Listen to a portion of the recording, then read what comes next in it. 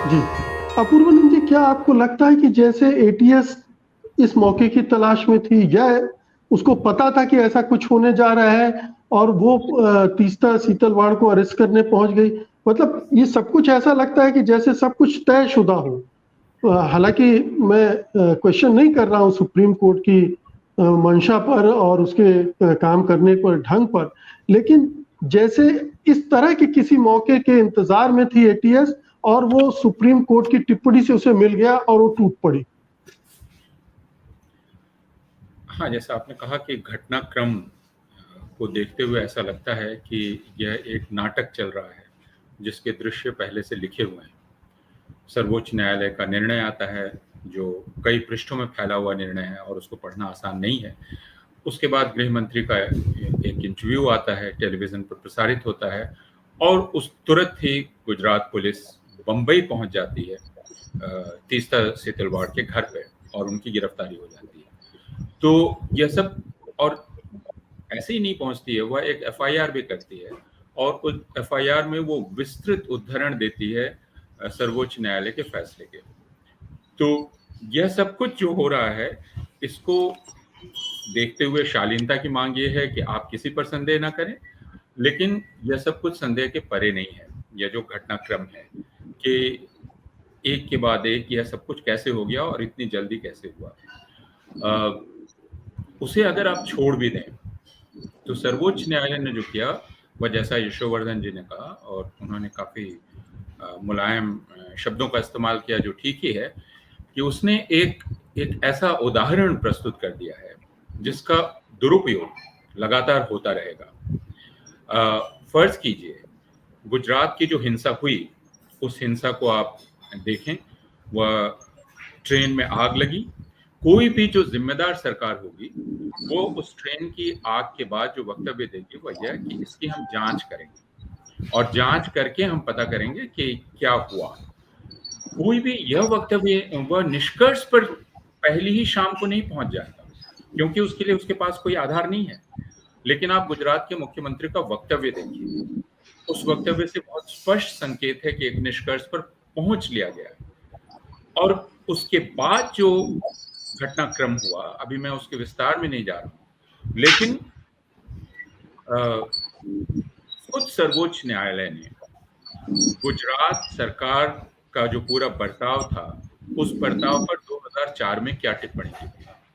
2004 में 2002 के वक़्त करीब है, उस वक़्त हिंसा के सबूत बहुत ताज़ा थे, सर्वोच्च न्यायालय उसके बहुत करीब था। सर्वोच्च न्यायालय ने क्या टिप्पणी की?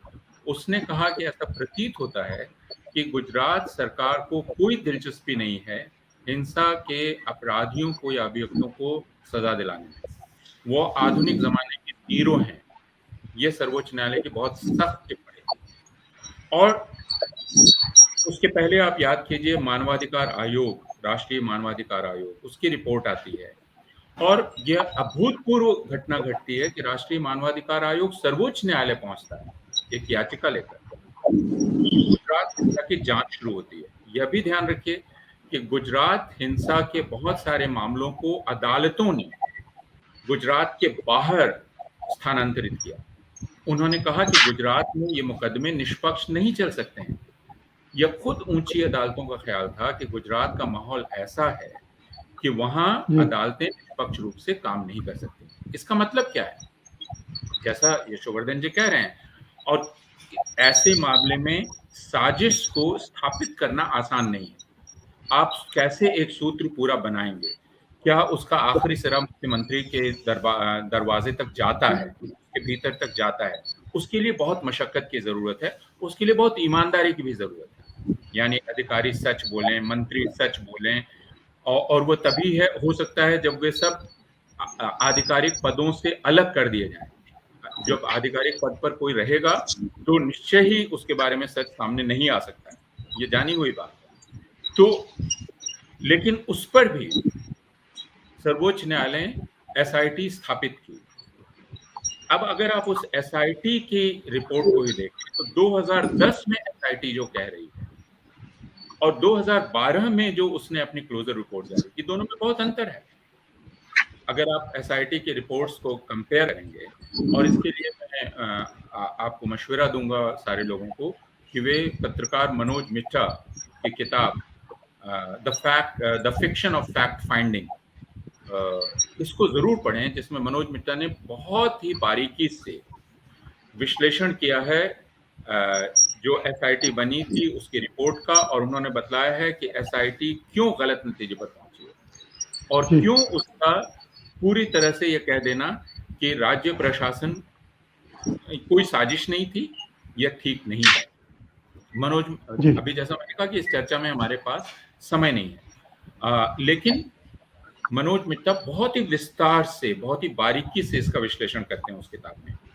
दूसरा, वो ये भी कहते हैं कि खुद जो एसआईटी स्थापित की गई और उसके प्रमुख को चुना गया, उस पर भी संदेह वो उस पर भी सवाल उठाते हैं, क्योंकि एसआईटी प्रमुख जिनको चुना गया वो खुद राजीव गांधी हत्याकांड में अपनी भूमिका के लिए जांच के दायरे में थे। एक ऐसे व्यक्ति को आप इतना महत्वपूर्ण काम सुपुर्द कर देते हैं, इसको लेकर मनोज मित्ता प्रश्न उठाते हैं। जी। या इसलिए यदि आप 2002 के बाद सर्वोच्च न्यायालय की टिप्पणी, सर्वोच्च न्यायालय के कदम, राष्ट्रीय मानवाधिकार आयोग और गुजरात के मामलों को गुजरात से बाहर स्थानांतरित करना, इन सब को देखें तो यह संदेह उठता है। और जकिया जाफरी अपने पति को खो देती हैं, बयान, गवाहों के बयान रिकॉर्ड पर हैं, जिनमें गवाह ये बतला रहे हैं कि एहसान जाफरी जो मामूली व्यक्ति नहीं थे, सांसद रहे थे, बहुत ही महत्वपूर्ण प्रभावशाली व्यक्ति थे, वे फोन करते हैं तत्कालीन मुख्यमंत्री को और उनसे अपमानजनक बर्ताव किया जाता है। उसके पहले वे वहां के पुलिस कमिश्नर से मिलते हैं और पुलिस कमिश्नर उनको सुरक्षा का आश्वासन देते हैं, और जैसे ही पुलिस कमिश्नर जाते हैं भीड़ टूट पड़ती है और उनकी हत्या हो जाती है। तो मैं फिर कह रहा हूं, यह सब कुछ ऐसा है जिससे पीड़ित जकिया जाफरी दुखी मन से यह कह सकती हैं कि एसआईटी जिस नतीजे पर पहुंची है मैं उससे संतुष्ट नहीं हूं। ठीक है, सर्वोच्च न्यायालय यह कह सकता है आप बहुत दुखी हैं, लेकिन आपका यह कयास ठीक नहीं है। लेकिन उससे आगे जाकर सर्वोच्च न्यायालय ने क्या कहा, जो बहुत खतरनाक है। सर्वोच्च न्यायालय ने कहा कि जकिया जाफरी या जो भी लोग इसमें जिन्होंने इस मामले को जारी रखा, उन्होंने एक बदनीयत से इस मामले को जारी रखा, बदनीयती से, और इस वजह से उनके खिलाफ कानूनी कार्रवाई की जानी चाहिए।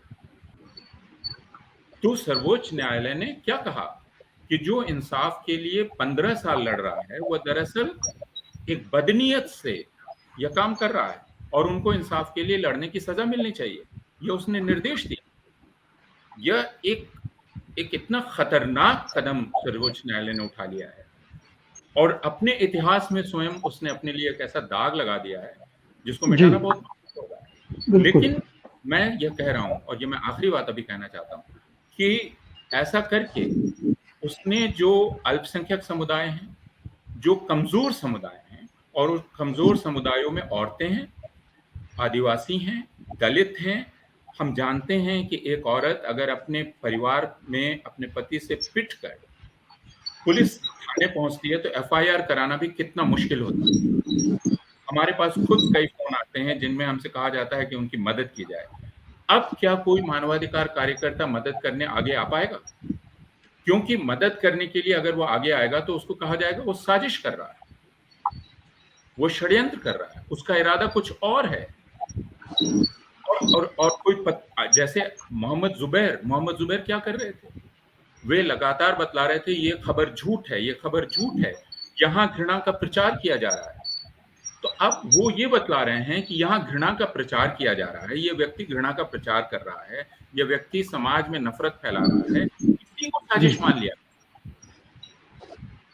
यह सर्वोच्च न्यायालय ने एक बहुत खतरनाक कदम उठाया है और एक ऐसा दरवाजा खोल दिया है जिसको बंद करना उसी के लिए बहुत जरूरी है अगर उसको अपना अस्तित्व बनाए रखना।